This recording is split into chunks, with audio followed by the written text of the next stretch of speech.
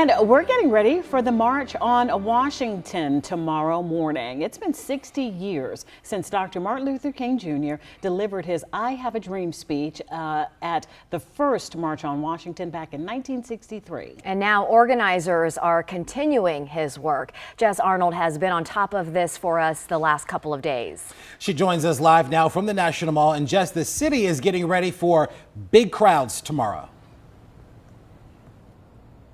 Yeah, the permit for this event says they're expecting up to 75,000 people. So it's not quite the 250,000 that we saw at this original event 60 years ago, but still a lot of people that we're going to have down here at the National Mall. So let's walk you through what you can expect starting tomorrow. Now, it all kicks off the Lincoln Memorial at 8 a.m.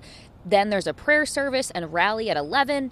And then at 1, the group is going to be marching to the Martin Luther King Jr. Memorial. Now, the nearby National Museum of African American History and Culture has its own commemoration of this historic moment. And I got to take a look at it yesterday. Take a look.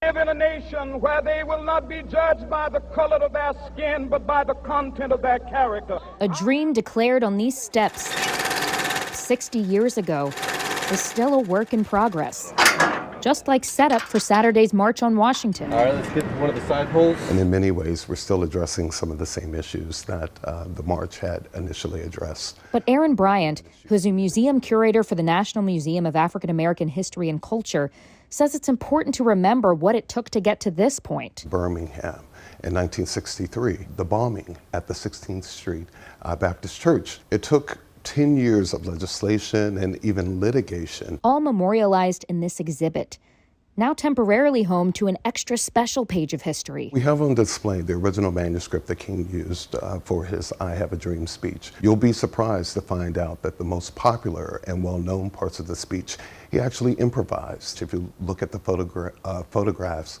it's not just about protest demonstration.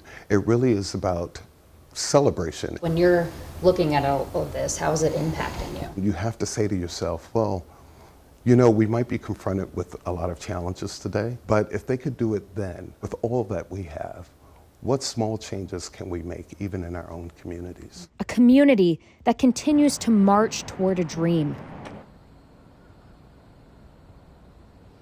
Now, I have to be honest, looking at that manuscript right in front of you is really an incredible experience. So I highly recommend you get over to that museum to take a look for yourself, because that is temporary. It only is going to be in that exhibit until September 18th. Now, again, all of tomorrow's events for the March on Washington kick off right here at 8 a.m.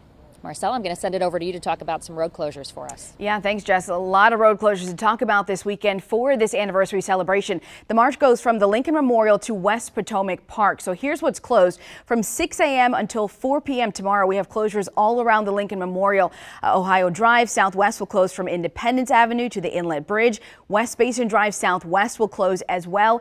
And then all around the Lincoln Memorial, 23rd Street Southwest, Daniel French Drive Southwest, and Henry Bacon Drive Southwest. Those are all going to be closed, so keep that in mind. This is where the march is happening.